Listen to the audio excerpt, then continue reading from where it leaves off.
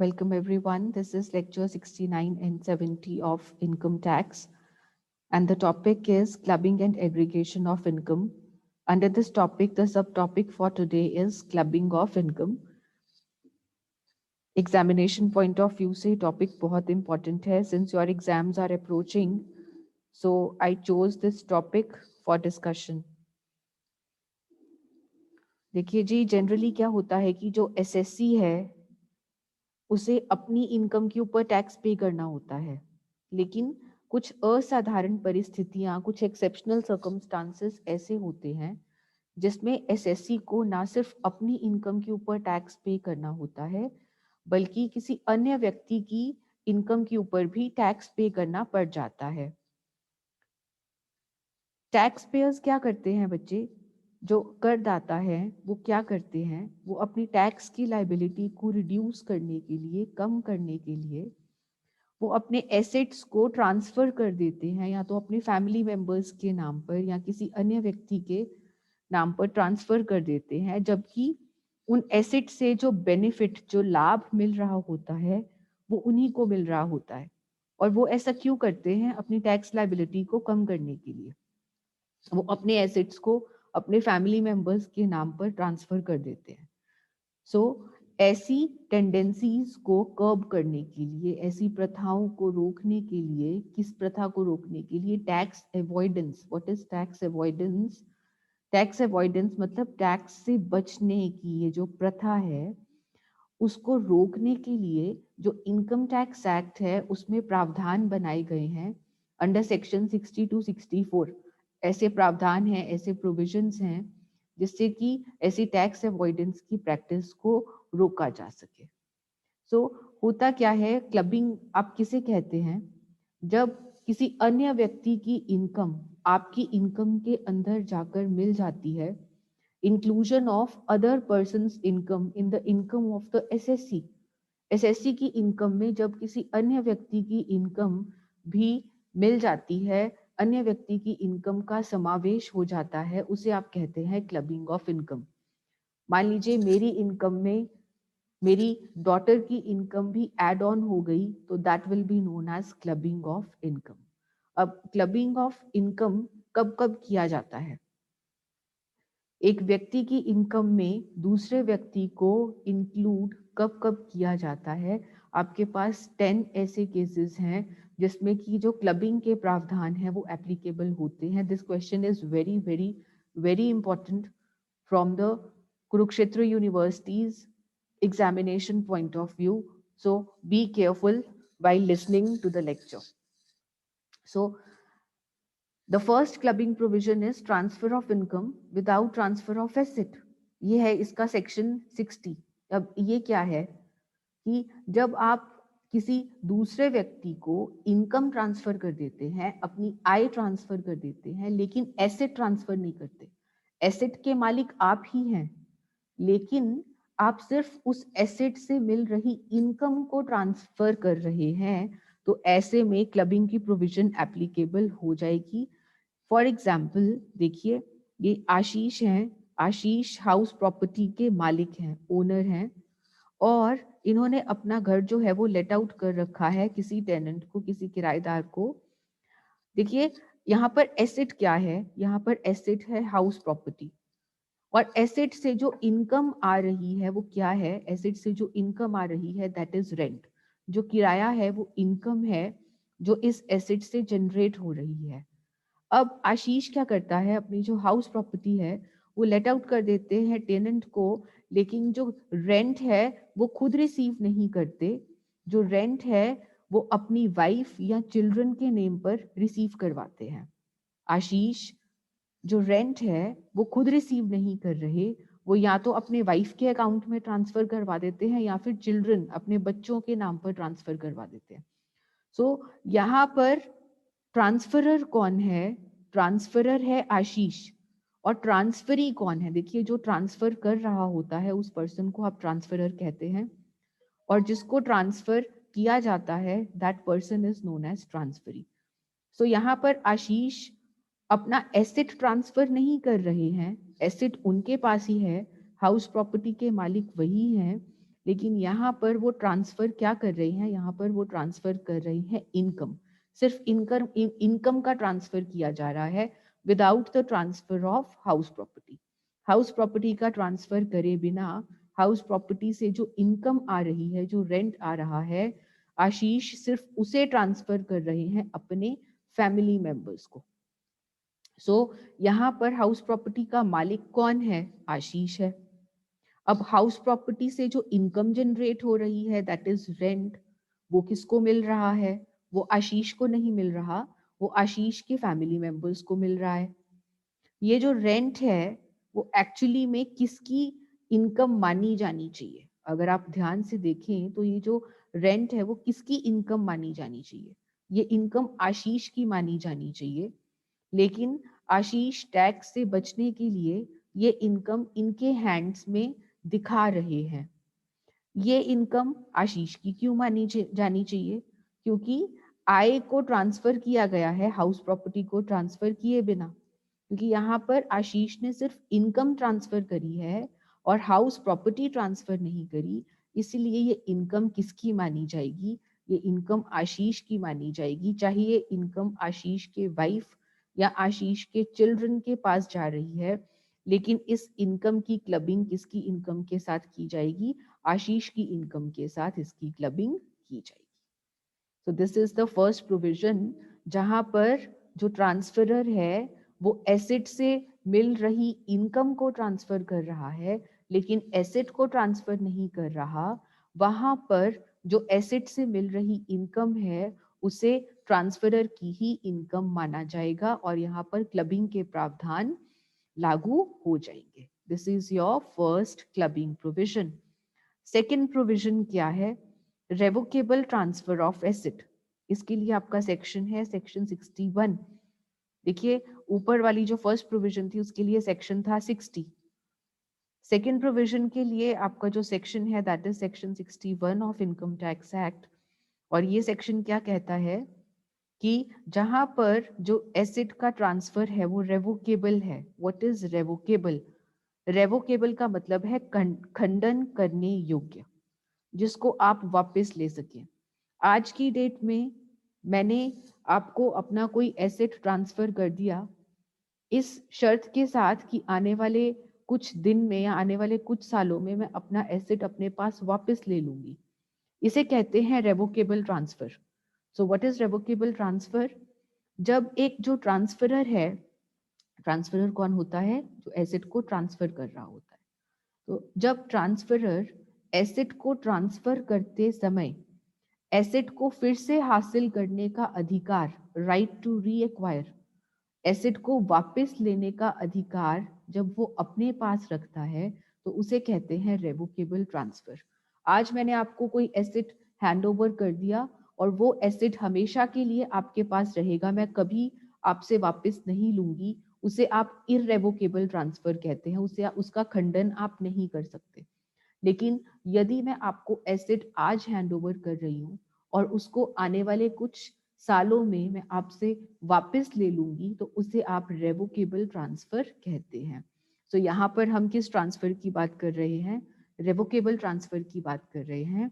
तो जहां पर जो ट्रांसफरर है वो अपना एसेट इस शर्त पर ट्रांसफरी को ट्रांसफर करता है कि आने वाले टाइम में वो एसेट अपने पास वापस ले लेगा, ऐसे ट्रांसफर को आप रेवोकेबल ट्रांसफर कहते हैं। अब जब आपको रेवोकेबल ट्रांसफर का मतलब समझ में आ गया है तो प्रोविजन क्या है? क्लबिंग प्रोविजन आपकी ये कहती है कि कोई भी इनकम जो कि ऐसे रेवोकेबल एसेट से मिल रही है वो इनकम ट्रांसफरी की नहीं मानी जाएगी, उसे ट्रांसफरर की इनकम माना जाएगा और ट्रांसफरर को उसके ऊपर टैक्स पे करना होगा। देखिए एग्जाम्पल, ये करण है, ये अर्जुन है। करण अपनी जो हाउस प्रॉपर्टी है, इनका जो एसेट है वो हाउस प्रॉपर्टी है, अपनी हाउस प्रॉपर्टी को ट्रांसफर कर रहे हैं अर्जुन को। और किस शर्त पर ट्रांसफर कर रहे हैं कि जो अर्जुन है वो करण को ये हाउस प्रॉपर्टी 2 साल बाद वापस कर देगा। जो अर्जुन है वो करण को 2 साल बाद ये हाउस प्रॉपर्टी ट्रांसफर कर देगा। सो यहाँ पर ये जो 2 साल हैं 2 साल में जो घर से, जो हाउस प्रॉपर्टी से कोई इनकम आ रही होगी, कोई रेंट आ रहा होगा, क्या वो करण की इनकम मानी जाएगी या फिर अर्जुन की इनकम मानी जाएगी? हमारे क्लबिंग प्रोविजंस ये कहते हैं कि यदि आपका जो ट्रांसफर है वो रेवोकेबल है, वो वापस लेने योग्य है, तो उस केस में जो ऐसे एसेट से इनकम मानी जाती है वो ट्रांसफरर की मानी जाती है, और यहाँ पर ट्रांसफरर कौन है? करण है। सो इन 2 सालों में हाउस प्रॉपर्टी से जो भी रेंट मिल रहा होगा वो अर्जुन की इनकम नहीं मानी जाएगी, वो किसकी इनकम मानी जाएगी? करण की इनकम मानी जाएगी, और करण की इनकम में जाकर वो रेंट जुड़ जाएगा।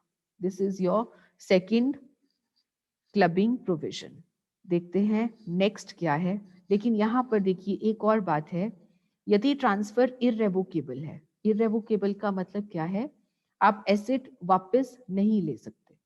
सो जहां पर जो ट्रांसफर है वो इररेवोकेबल है, वहां पर ट्रांसफरर की इनकम नहीं मानी जाएगी, वहां पर ट्रांसफरी की इनकम मानी जाएगी। ठीक है जी। सो देखिए ट्रांसफर ऑफ एसेट के केस में आपको देखना है कि क्या एसेट रेवोकेबल है या इररेवोकेबल। रेवोकेबल का मतलब क्या है? आप वापस ले सकते हैं एसेट। इररेवोकेबल का मतलब क्या है? आप एसेट को वापस नहीं ले सकते। सो जहां पर जो ट्रांसफरर है वो एसेट को वापस ले सकता है, वहां पर एसेट से मिल रही कोई भी इनकम ट्रांसफरर की इनकम में जाकर क्लब हो जाएगी। लेकिन यदि एसेट को आप वापस नहीं ले सकते, तो ऐसे में जो इनकम है वो ट्रांसफरर की इनकम नहीं मानी जाएगी और ट्रांसफरी की इनकम ही मानी जाएगी। यहाँ पे क्लबिंग प्रोविजंस एप्लीकेबल नहीं होंगे। Now what's the third clubbing provision? Remuneration of spouse. Spouse क्या है? पति या पत्नी। Remuneration of spouse from a concern in which other spouse has substantial interest. Section क्या है? 64(1)(2). 64(1)(2). This is the section. अब इसमें क्या है? पहले पहले तो हम ये समझ लेते हैं कि सब्सटैंशियल इंटरेस्ट का मतलब क्या है। देखिए सब्सटैंशियल इंटरेस्ट का मतलब है पर्याप्त रुचि। अब सब्सटैंशियल इंटरेस्ट कंपनी के केस में क्या होता है और अदर केसेस में क्या होता है ये देखते हैं।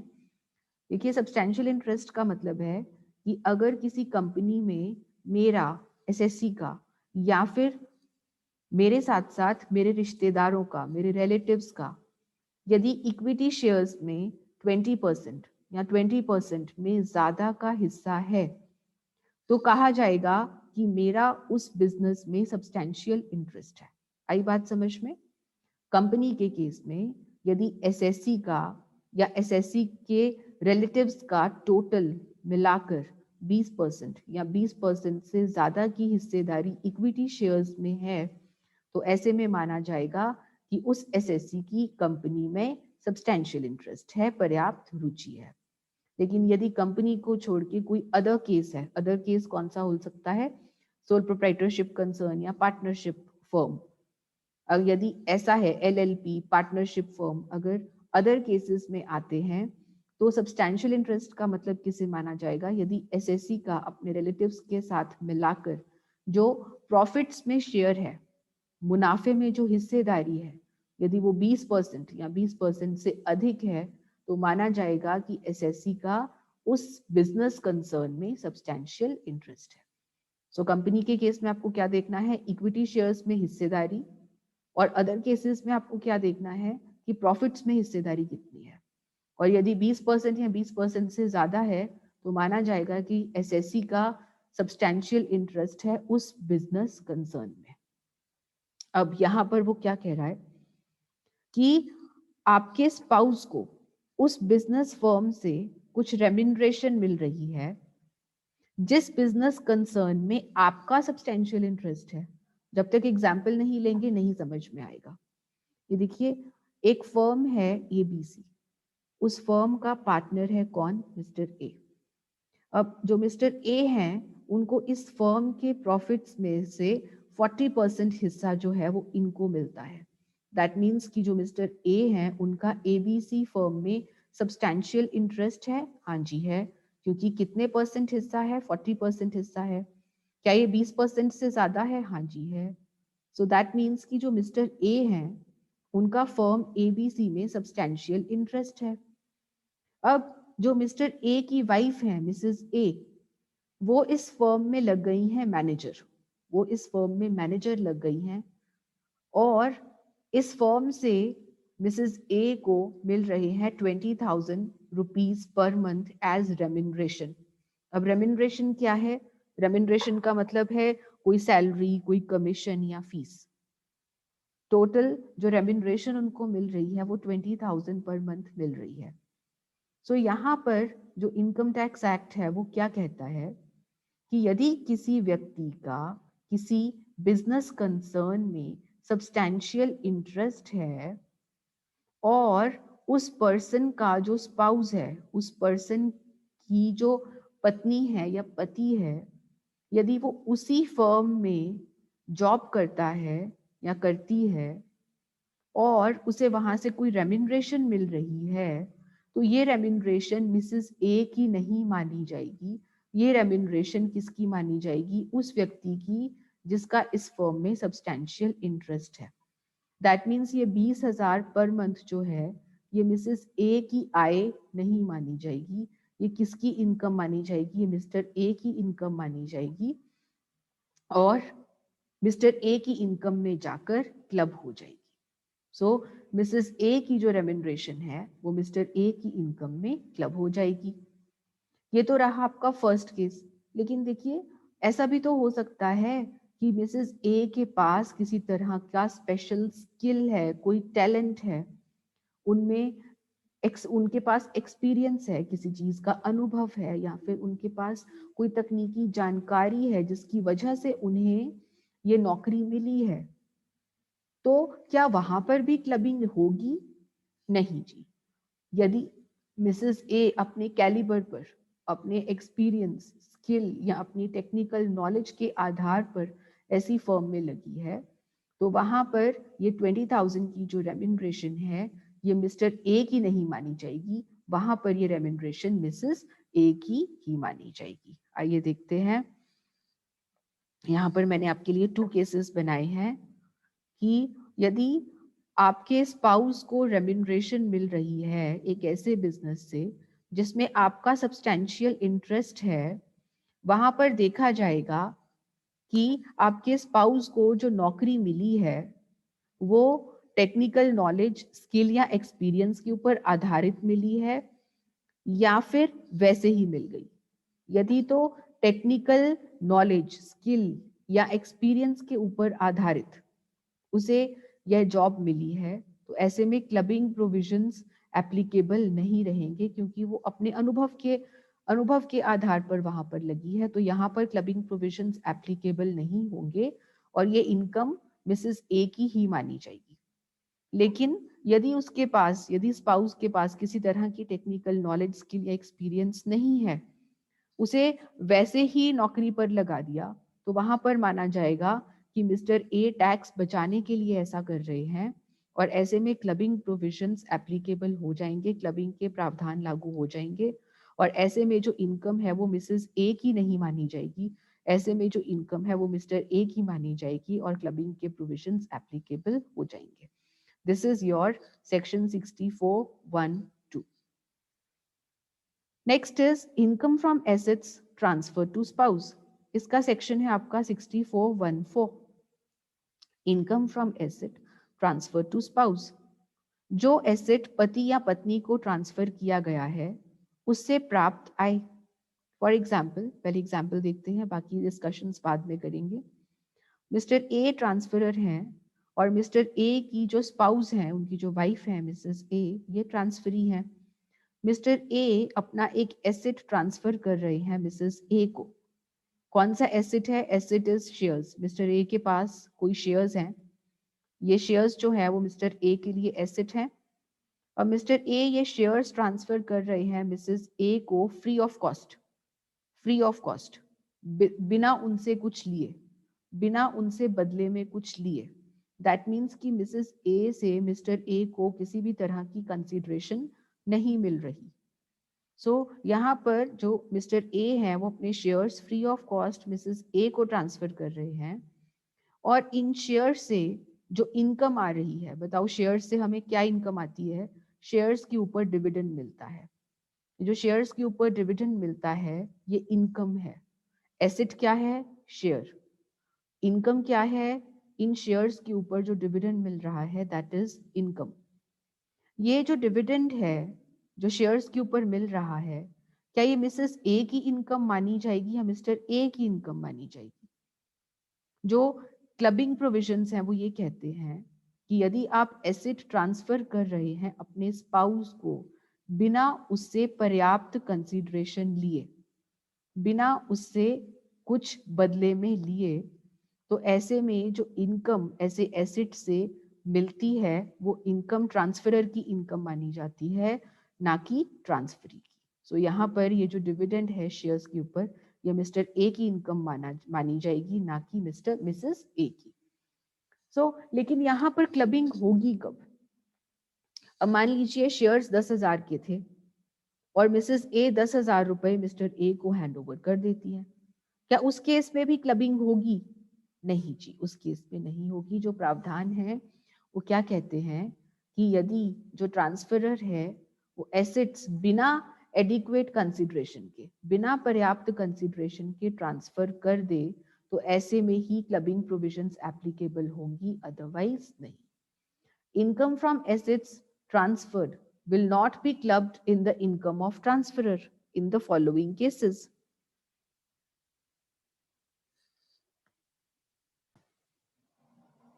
So in cases में यदि एसेट स्पाउस ट्रांसफर कर भी रहा है तो भी स्पाउस दैट मीन्स ट्रांसफरर की इनकम में उसे क्लब नहीं किया जाएगा। कौन से सर्कमस्टांसेस हैं? यदि जो एसेट्स हैं वो ट्रांसफर किए गए हैं बिफोर मैरिज, शादी से पहले, यदि मिस्टर ए ने शादी से पहले ये एसेट मिसेस ए को ट्रांसफर किया होता, तो ऐसे में इस एसेट से मिल रही इनकम मिसेस ए की इनकम मानी जाती, ना कि मिस्टर ए की। Second, if assets are transferred for adequate consideration, यदि मिसेस ए शेयर्स के बदले में पर्याप्त कंसीडरेशन मिस्टर ए को हैंडओवर कर देती, तो ऐसे में इनकम मिसेस ए की इनकम मानी जाती, ना कि मिस्टर ए की।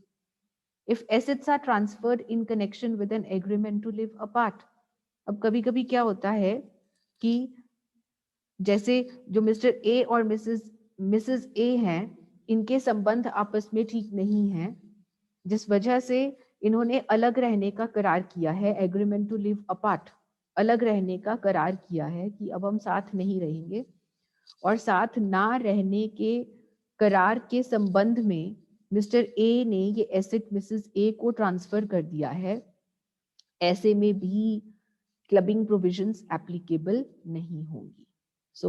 क्रक्स क्या है कि यदि इनकम, ऐसे एसेट से आपको इनकम मिल रही है जो आपने अपने स्पाउस को ट्रांसफर करे हैं बिना उससे कुछ लिए, तो ये आप ही की इनकम मानी जाएगी। उस एसेट से जो भी इनकम आ रही है उसे आप ही की इनकम माना जाएगा, ट्रांसफरर की इनकम ही माना जाएगा। लेकिन कुछ केसेस ऐसे हैं जहां पर यदि पर्याप्त कंसिडरेशन नहीं भी मिल रही, उसके बावजूद भी ये इनकम ट्रांसफरर की इनकम में क्लब नहीं होती, ट्रांसफरी की इनकम ही मानी जाती है। ऐसे 3 केसेस हैं। फर्स्ट केसेस जहां पर जो एसेट है वो शादी से पहले ट्रांसफर किया गया हो, तो ट्रांसफरी की इनकम मानी जाएगी, ट्रांसफरर की नहीं। यदि जो एसेट्स हैं वो एडिक्वेट कंसीडरेशन, पर्याप्त कंसीडरेशन मिलने पर ट्रांसफर किए गए हों, तो भी उसे ट्रांसफरी की ही इनकम माना जाएगा और मिस्टर ए की इनकम में क्लबिंग नहीं की जाएगी। एंड थर्ड केसेस जहां पर एसेट्स स्पाउस ने ट्रांसफर करे हैं for an agreement to live apart, एक दूसरे से अलग रहने के करार के संबंध में यदि ये एसेट्स जो हैं वो ट्रांसफर किए गए हैं, तो ऐसे में भी ये इनकम ट्रांसफरी की इनकम मानी जाएगी, ट्रांसफरर की इनकम नहीं मानी जाएगी। ये एक्सेप्शनल केसेस हैं। लेकिन हमारे क्लबिंग प्रोविजंस क्या कहते हैं कि यदि बिना पर्याप्त कंसिडरेशन के मिस्टर ए मिसेस ए को ट्रांसफर करते हैं कोई भी एसेट्स, तो वो मिस्टर ए की इनकम मानी जाएगी और उसकी इनकम में जाकर क्लब हो जाएगी। Next clubbing provision is income from assets transfer to son's wife. अब पुत्र वधू को ट्रांसफर कर रहे हैं एसेट्स। यहां पर क्या था, पिछले केस में यदि हम देखें तो यहाँ पर एसेट ट्रांसफर हो रहा है पति पत्नी के बीच में, लेकिन यहाँ पर एसेट ट्रांसफर हो रहा है father in law and daughter in law के बीच में, ससुर और पुत्र वधू के बीच में एसेट का ट्रांसफर हो रहा है। ऐसे में भी क्लबिंग प्रोविजंस आपकी एप्लीकेबल हो जाती हैं।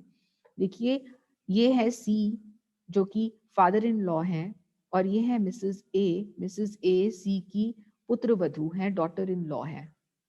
ठीक है जी।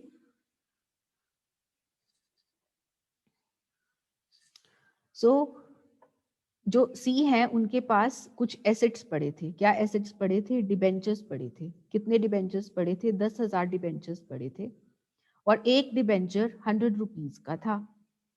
सी ने ये सारे के सारे डिबेंचर्स अपनी पुत्र वधू को ट्रांसफर कर दिए, मिसेस ए को ट्रांसफर कर दिए फ्री ऑफ कॉस्ट। मतलब मिसेस ए ने सी को बदले में कुछ भी नहीं दिया। सी ने ऐसा क्यों किया होगा? अपना टैक्स बचाने के लिए ऐसा किया होगा, क्योंकि सी ने अपना टैक्स बचाने के लिए बिना मिसेस ए से कुछ बदले में लिए अपने डिबेंचर्स को ट्रांसफर कर दिया है। तो इन डिबेंचर्स से जो भी इंटरेस्ट की इनकम आ रही होगी, देखिए शेयर्स के ऊपर हमें डिविडेंड मिलता है, डिबेंचर्स के ऊपर हमें क्या मिलता है? ब्याज मिलता है। डिबेंचर्स के ऊपर हमें इंटरेस्ट मिलता है। सो इन डिबेंचर्स के ऊपर जो इंटरेस्ट इनकम हो रही है वो मिसेस ए की इनकम नहीं मानी जाएगी, ये मिस्टर सी की इनकम मानी जाएगी, फादर इन लॉ की इनकम मानी जाएगी। क्यों? क्योंकि सी ने ऐसा क्यों किया होगा? टैक्स बचाने के मकसद से ऐसा किया होगा, इसलिए ये इनकम सी की इनकम में जाकर क्लब हो जाएगी। So this is your fifth case. अब सिक्स्थ केस क्या है? Income from assets transfer to any person for the benefit of the spouse. Example से समझते हैं। मिस्टर ए ट्रांसफरर हैं और ये अपना एसेट डायरेक्टली अपनी वाइफ को ट्रांसफर नहीं कर रही। देखिए ये वाला जो केस था, यहाँ पर हमने क्या देखा था? यहाँ पर जो मिस्टर ए है वो डायरेक्टली एसेट अपनी वाइफ को ट्रांसफर कर रहे थे, लेकिन यहाँ पर वो क्या कर रहे हैं?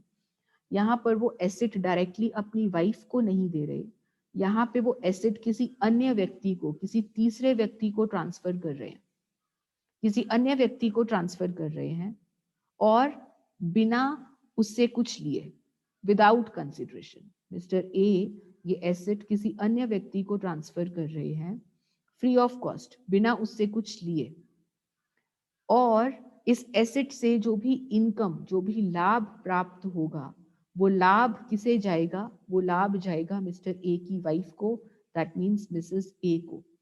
सो इस एसेट से जो भी इनकम, जो भी बेनिफिट रिसीव हो रहा है मिसेस ए को, वो किसके हैंड्स में टैक्सेबल होना चाहिए? क्या मिसेस ए के हैंड्स में टैक्सेबल होना चाहिए? क्या बी के हैंड्स में टैक्सेबल होना चाहिए? या ए के हैंड्स में टैक्सेबल होना चाहिए? यहाँ पे आपका लॉ ये कहता है कि मिस्टर ए ने ऐसा इसीलिए किया है ताकि वो टैक्स से बच सके। सो यहाँ पर इस एसेट से कोई भी इनकम या बेनिफिट जो भी डिराइव हो रहा है वो मिस्टर ए की इनकम में जाकर जुड़ जाएगा, क्लबिंग प्रोविजंस एप्लीकेबल हो जाएंगे, और ऐसा बेनिफिट किसके हैंड्स में टैक्सेबल हो जाएगा? मिस्टर ए के हैंड्स में।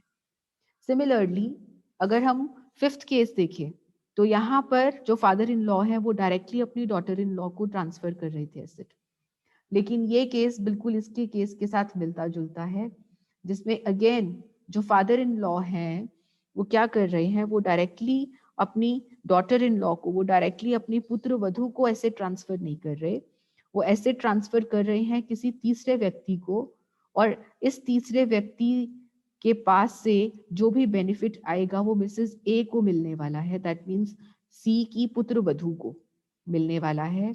ऐसे में ये माना जाएगा कि सी ने ऐसा इसीलिए किया है ताकि वो टैक्स से बच सके, इसलिए इस एसेट से मिल रहा कोई भी जो बेनिफिट है वो किसके हैंड्स में टैक्सेबल हो जाएगा? वो फादर इन लॉ के हैंड्स में टैक्सेबल हो जाएगा, ट्रांसफरर के हैंड्स में टैक्सेबल हो जाएगा। This is your seventh case. Next is clubbing of income of minor child. Minor child कौन होता है? जिसकी उम्र 18 वर्ष से कम की होती है।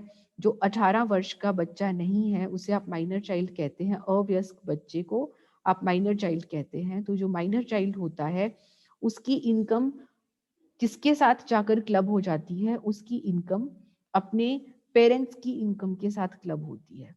अब पेरेंट्स में भी क्या मदर की इनकम के साथ क्लब होगी या फादर की इनकम के साथ?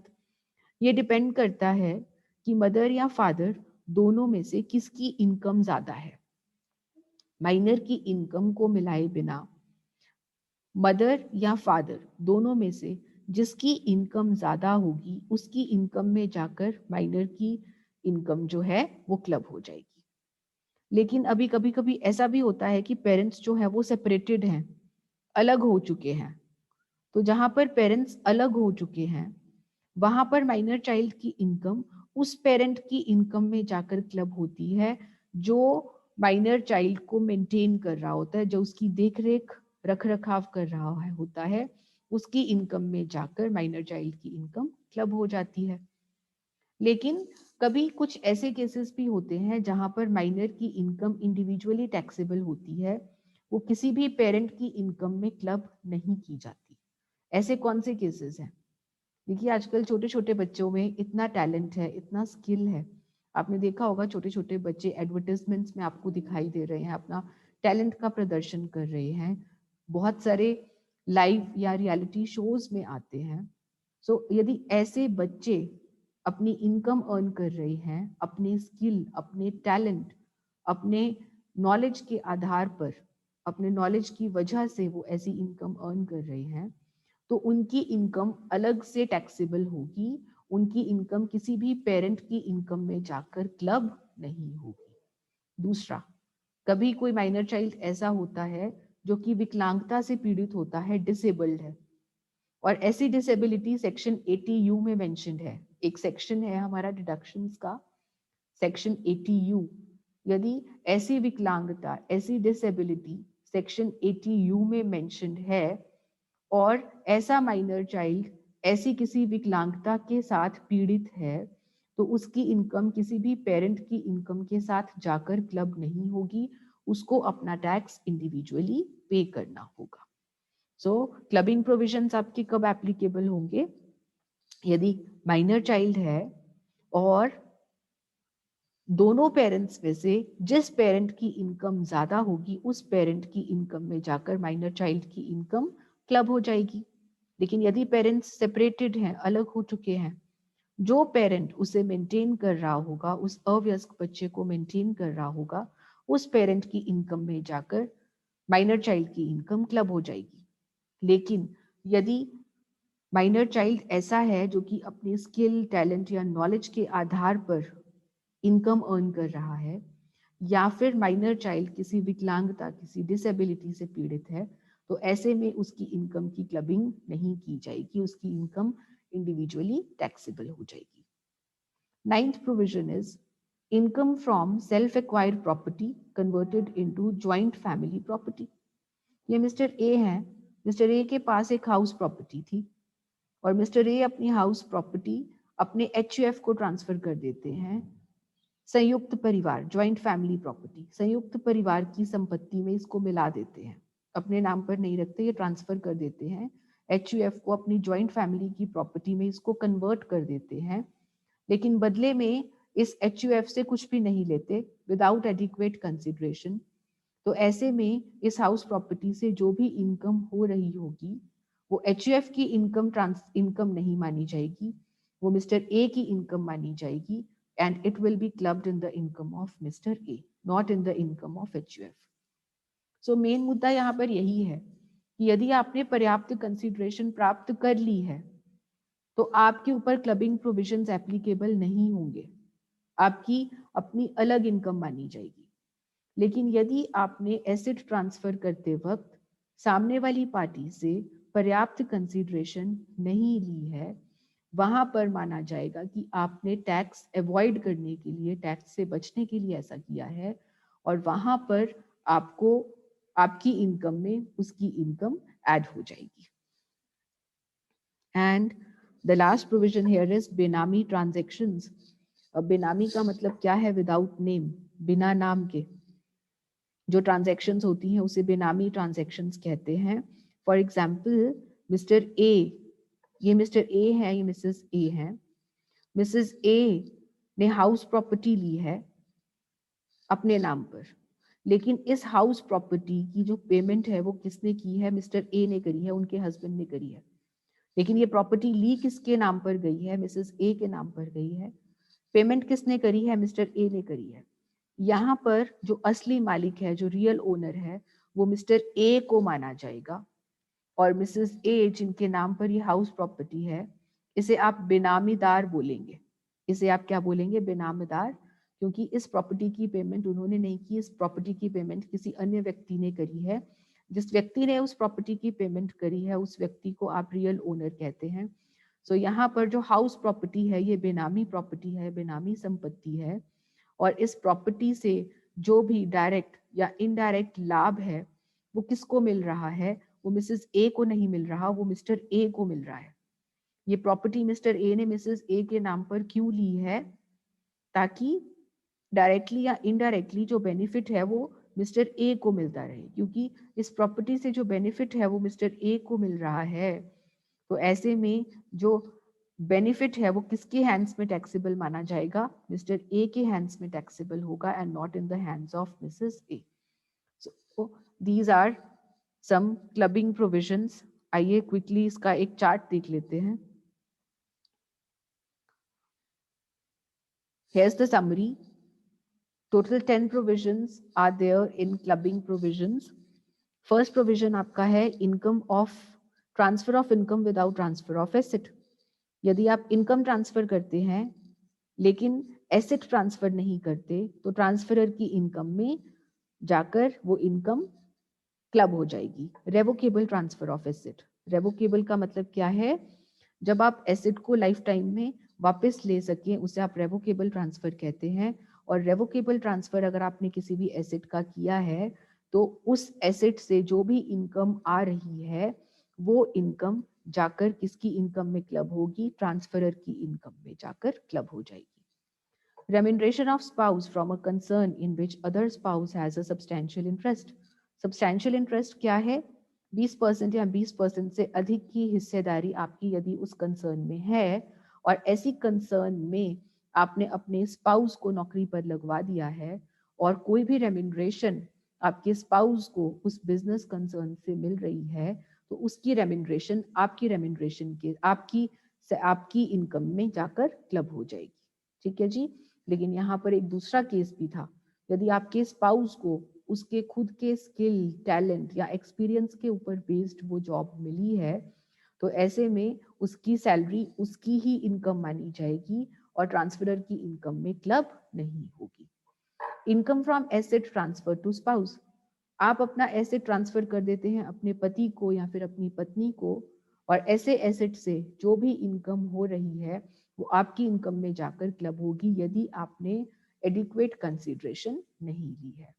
Income from asset transfer to son's wife. एक फादर इन लॉ अपनी डॉटर इन लॉ को अपने सन्स जो पुत्र वधू है उसे एसेट ट्रांसफर कर रहा है विदाउट एडिक्वेट कंसिडरेशन, बिना पर्याप्त कंसिडरेशन के। तो ऐसे में जो भी उस एसेट से इनकम हो रही है वो फादर इन लॉ की इनकम में क्लब की जाएगी। Income from asset transfer to any person for the benefit of spouse. आप अपना एसेट किसी अन्य व्यक्ति को ट्रांसफर कर रहे हैं लेकिन उसका लाभ जो है वो किसे मिल रहा है? वो आपकी पत्नी को मिल रहा है या आपके पति को मिल रहा है। तो ऐसे में ऐसे एसेट से जो भी इनकम आ रही है वो आपकी इनकम में क्लब हो जाएगी। Income from asset transfer to any person for the benefit of son's wife. आप फादर इन लॉ हैं और आप किसी अन्य व्यक्ति को कोई एसेट ट्रांसफर कर रहे हैं अपने पुत्र वधू के बेनिफिट के लिए, तो ऐसे एसेट से जो भी इनकम आ रही है वो फादर इन लॉ की इनकम में क्लब हो जाएगी। इसे डॉटर इन लॉ की इनकम नहीं माना जाएगा। Clubbing of income of minor child. एक अवयस्क बच्चे की इनकम को क्लब किया जाएगा उस पेरेंट की इनकम में जिस पेरेंट की इनकम ज्यादा होगी। लेकिन यदि सेपरेटेड पेरेंट्स हैं, पेरेंट्स यदि अलग हो गए हैं तो जो पेरेंट उसको मेंटेन कर रहा होगा उस पेरेंट की इनकम में जाकर माइनर चाइल्ड की इनकम क्लब हो जाएगी। लेकिन यहाँ पर भी क्लबिंग एप्लीकेबल नहीं होगी यदि माइनर अपने स्किल, टैलेंट या एक्सपीरियंस के आधार पर काम कर रहा है या फिर वो डिसेबल्ड है and that disability is mentioned in section 80U. Second last provision क्या है? यदि आप स्व अर्जित संपत्ति, खुद अर्जित की हुई संपत्ति को ज्वाइंट स्टॉक प्रॉपर्टी में मर्ज कर देते हैं, कन्वर्ट कर देते हैं और बदले में एडिक्वेट कंसिडरेशन नहीं लेते हैं, ऐसे एसेट से जो भी इनकम है वो आपकी इनकम में क्लब की जाएगी। बेनामी ट्रांजैक्शंस, बेनामी ट्रांजैक्शंस में ये देखा जाएगा कि रियल ओनर कौन है, एसेट की जो पेमेंट है वो किसने करी है, जो रियल ओनर है उसकी इनकम में ऐसे एसेट की इनकम को क्लब कर दिया जाएगा। So these are the 10 provisions of clubbing of income. That's all for today. Keep revising, keep enjoying, all the best.